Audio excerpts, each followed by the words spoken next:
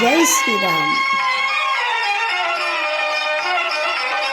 భగవద్భక్తులందరికీ కూడా ఝాన్సీ ఆధ్యాత్మిక ముచ్చట్లకి స్వాగతం, సుస్వాగతం. ఈ ముచ్చట్ల ధారావాహికలో యోగ వాసిష్ఠ రామాయణాన్ని చెప్పుకుంటున్నాం. క్రిందటి సంచికలో ముముక్షు ప్రకరణ పూర్తయింది. ముముక్షు ప్రకరణంలో ఈ సంసార సముద్రాన్ని దాటాలంటే మనుషులందరూ కూడా 4 ఉపాయాల్ని అనుసరించి ఉండాలి. అందులో మొదటిది సంతుష్టి, తృప్తి, సాధుజన సాంగత్యము.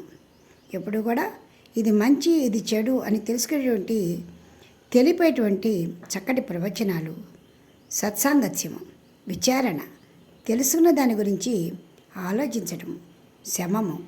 అంటే అన్ని సమయాలలో కూడా శాంత స్వభావంతో ఉండటము. ఎవరైతే ఈ మంచి లక్షణాలని అలవర్చుకున్నారో వారు ఈ సంసార సముద్రాన్ని సుఖంగా దాటుతారు.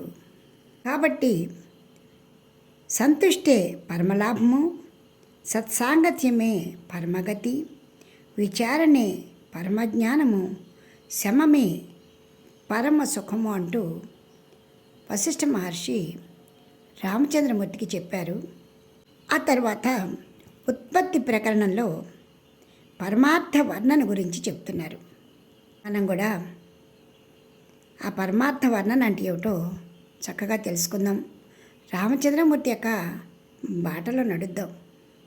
శ్రీరామ స్వప్న నత్పశ్యతి జగచ్చిన్నభో దేహ విత్సయం స్వప్న సంసార దృష్టాంత ఏవాహం త్వం సమన్వితం. నిజానికి ఆత్మ యొక్క స్వరూపము ఆకాశంలాగా నిరాకారము, చైతన్యవంతము. అయితే అదే జీవరూపాన్ని దాల్చి జగత్తును చూస్తూ ఉంది. చూడడానికి ఈ ప్రపంచము, ఈ జగత్తంతా కూడా సత్యంగా తోచినప్పటికీ కూడా అంతా మిథ్యయే.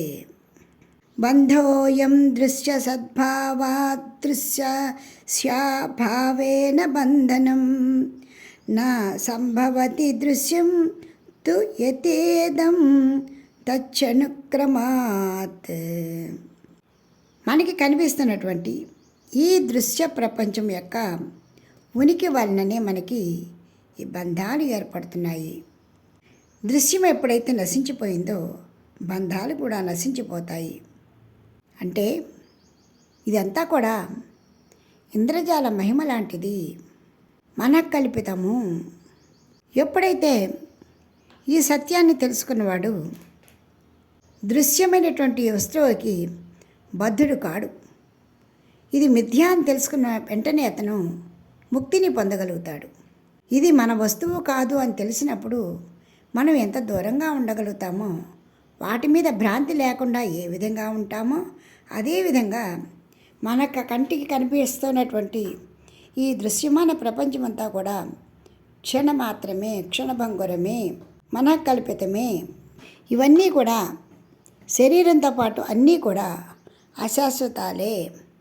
శాశ్వతమైనది ఆత్మ మాత్రమే అనేటువంటి జ్ఞానాన్ని ఎవరైతే పొందగలుగుతారో వారు ఎప్పుడు కూడా ముక్తులే. నిజానికి నీకు కనిపిస్తున్నటువంటి ఈ ప్రపంచము, నీవు అనుకునేటువంటి నీవు, నీ ఎదురుకుండా ఉన్న నేను ఖచ్చితంగా ఒకనాటికి సమసిపోయేవారమే. మనందరి మధ్యలో ఉన్నటువంటి ఆత్మ మాత్రమే మిగిలి ఉంటుంది. శ్రీరామ, నీవు నీ మనసులో కలుగుతున్నటువంటి స్వప్నాన్ని, సంకల్పాన్ని ఏ విధంగా గుర్తెరుగుతున్నావో ఈ బాహ్య ప్రపంచం కూడా అటువంటిదే అన్నటువంటి సత్యాన్ని గ్రహించు. నిజానికి ప్రతి మనిషి కూడా మనసు చేసే భ్రాంతి వల్ల భ్రమ పొందుతున్నాడే కానీ నిర్వాణ మాత్రుడే కేవలము పరమబోధ స్వరూపమైనట్టి ఆత్మయే అయి ఉన్నాడు.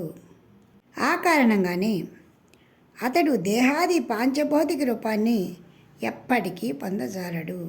అంటే ఆత్మగానే ఉంటుంది. దేహాది పాంచభౌతిక స్వరూపముగానే ఉంటుంది. ఈ విషయాన్ని జీవులు మరచి పాంచభౌతిక శరీరమే శాశ్వతమని ఆత్మని మరచి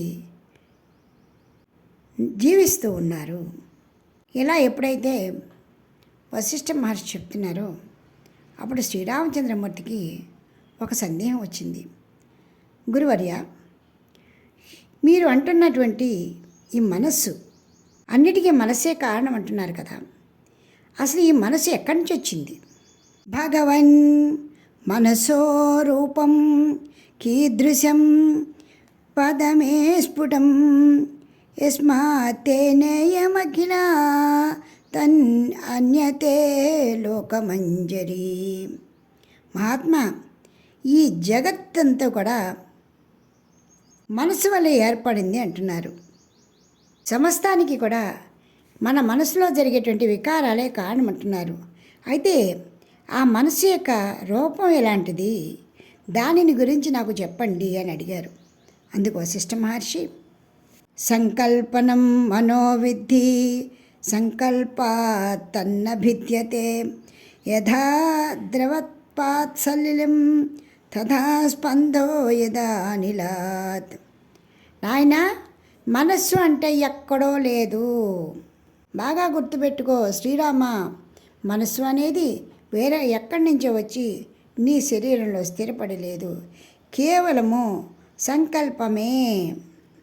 ద్రవత్వము కంటే జలము, వాయువు కంటే వాయు చలనము వేరు కానట్లుగా సంకల్పము కంటే మనస్సు వేరు కాదు.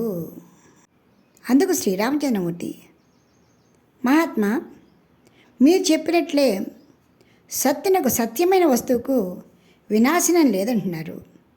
అలాగే అసత్యమైన వస్తువుకి ఉత్పత్తి లేదు అంటున్నారు. కానీ మన కంటి ఎదురకుండా కనపడుతున్నటువంటి మీరు చెప్పిన విధంగా అనేక దోషాలతోటి కూడినటువంటి ఈ సద్వస్తువే సత్యముగా కనిపిస్తోంది కదా. ఈ దృశ్య ప్రపంచం అంతా కూడా అసత్వాన్ని నేను గ్రహించలేకపోతున్నాను. మీరు ఎంత చెప్పినా కూడా కనిపిస్తున్నది కనిపించటం లేదు, ఇది అసత్యము అని నేను భావించలేకపోతున్నాను. దానికి కారణము తినగలుగుతున్నాను, తాకగలుగుతున్నాను. కాబట్టి ఇది నశించిపోయేటువంటిది అని మీరు చెప్పినప్పటికీ కూడా, భ్రమ అని చెప్పినా కూడా నేను ఆ విషయాన్ని పూర్తిగా జీర్ణం చేసుకోలేకపోతున్నాను. నాకు కొంచెం మనసు శాంతించేట్టుగా వివరంగా చెప్పమని అడగడం జరిగింది. అందుకు వశిష్ఠ మహర్షి, నాయనా శ్రీరామ, నీకు కనిపిస్తున్నటువంటి ఈ దృశ్య ప్రపంచాన్ని ఇది వాస్తవము, ఇది దృశ్యమని నీవు ఎప్పుడైతే భావిస్తున్నావో ఎప్పటికీ కూడా ముక్తి కానీ మోక్షము కానీ లభించదు, నీ మనసుకు శాంతి లభించదు. కానీ ఇవన్నీ కూడా కొంతకాలానికి పోయేవే, శరీరంతో పాటు అన్నీ కూడా నశించిపోయేవే, అశాశ్వతమైనవే అన్న భావాన్ని రూఢిగా తెలుసుకున్న నాడు మాత్రమే నీ మనసుకి ఉపశాంతికి శాంతి కలుగుతుంది. యది స్యాజ్జగదాదీయం తస్మాన్ మోక్షో న కస్యచిత్ బాహ్యస్తమంతు హృత్స్వం వా దృశ్యం నాశాయ కేవలం. నీకు కనిపిస్తున్నటువంటి ఈ దృశ్యమాన ప్రపంచం అంతా కూడా కొంతకాలానికి పోతుంది. కానీ నీకు కనిపించిన ఆత్మ మాత్రము ఎప్పుడు నిత్యమై సత్యమై నీ కూడా ఉంటూనే ఉంటుంది. ఎన్ని జన్మలెత్తినా కూడా అది నీకు నీ వెంటబడి వస్తూనే ఉంటుంది. పూర్ణే పూర్ణం ప్రసరతి శాంతే శాంతం వ్యవస్థితం వ్యోమన్యేనోదితం వ్యోమా బ్రహ్మణి బ్రహ్మ తిష్టతి. పూర్ణమగు బ్రహ్మమే ప్రసరిస్తూ ఉంటుంది. శాంతమగు బ్రహ్మంలో శాంతమే బ్రహ్మంగా ఉంటుంది. చిదాకాశమున చిదాకాశమే ఉంటుంది. బ్రహ్మమున బ్రహ్మమే ఉంటుంది. నా దృశ్యమస్తి సద్రూపం న ద్రష్ట నచ దర్శనం న శూన్యం న జడం నో చిచ్చాంతమే వేదమాతతం. నిజానికి ఇక్కడ దృశ్యం కానీ, చూసేవాడు కానీ, చూడబడుతున్నది కానీ, శూన్యం కానీ జడం కానీ ఏమీ లేవు. ప్రశాంతమైన ఆత్మ మాత్రమే ఉంది. స్ఫురతి వల్గతి కచ్చతి యాచతి భ్రమతి మజ్జతి సంహరతి స్వయం అపరతామపయాత్యపి కేవలం చలతి చంచల శక్తితయా మనః. చంచలంగా తిరుగుతున్నటువంటి మనస్సు ఒకటే నీకు కనిపిస్తూ ఉంది ఇక్కడ. ఈ మనస్సు అంతరాలు లేకుండా అటు స్వర్గానికి పోతుంది, ఇటు నరకానికి పోతుంది. అన్నిటి మీద కూడా మనస్సు భ్రమిస్తూ తిరుగుతూనే ఉంటుంది. మనస్సు అధోగామ అవుతూ ఉంటుంది, మోక్షాన్ని పొందుతూ ఉంటుంది. ఇది మనసు చేసేటువంటి మాయాజాలం. సమస్తాన్ని నీవు చూస్తున్నటువంటి అనుభవిస్తున్నటువంటి భ్రమనే నీకు కల్పిస్తుంది. కానీ ఇవన్నీ కూడా ప్రళయాంతమందు ప్రళయంలో కలిసిపోయేవే. నీ ఆయువు కొంతకాలం అయితే ఈ సృష్టి యొక్క ఆయువు మరికొంతకాలము. అంతేగాని ఏది ఇక్కడ ఉండదు. సమస్తము కూడా ఆ ప్రళయంలో కలిసి లయించిపోతాయి. ఎవరైతే ప్రళయాంతమందు కూడా శేషించి ఉంటాడో అతనే పరమాత్మ. అతనికి అస్తమం అనేదే లేదు. ఆయన ప్రకాశస్వరూపుడు, మహేశ్వరుడు. వాక్కులతో అతనిని పొగడలేము. కేవలము సత్యదృష్టితోటే ఆత్మని చూస్తూ ఆ భగవానుని అనుభవించగలుగుతాము. ఆ కారణంగానే సాంఖ్యదృష్టి అంటే జ్ఞానవంతులు అతనిని పురుషుడిని, వేదాంతవాదులు బ్రహ్మమని, విజ్ఞానవాదులు కేవలము నిర్మల విజ్ఞానం మాత్రమని, శూన్యవాదులు శూన్యమని చెబుతూ ఉన్నారు. ఎవరు ఎలా చెప్పినా కూడా సూర్యాది ప్రకాశాలను కూడా ప్రకాశింపజేస్తూ సదా సర్వజీవులందు కూడా నివసిస్తూ అన్నిటినీ తాను అనుభవిస్తూ, తాను తెలుసుకుంటూ, తాను చూస్తూ, తాను చేస్తూ, తనకు తానే ఆత్మలో లగ్నమైపోతూ ఉన్నాడు. ప్రతి దేహంలో కూడా ఆత్మరూపుడై ఉన్నాడు. ఆయనే జీవాత్మ. కాబట్టి ఈ సమస్త సృష్టి కూడా సముద్రంలో నదులన్నీ చేరుతున్నట్లు చివరికి ఆ పరమాత్మలో లయమవుతాయి. కాబట్టి నీవు అనుకున్నట్టుగా దృశ్యమాన ప్రపంచము నీవు అనుభవిస్తున్నా అది బాహ్యేంద్రియాలకే సమ్మతము.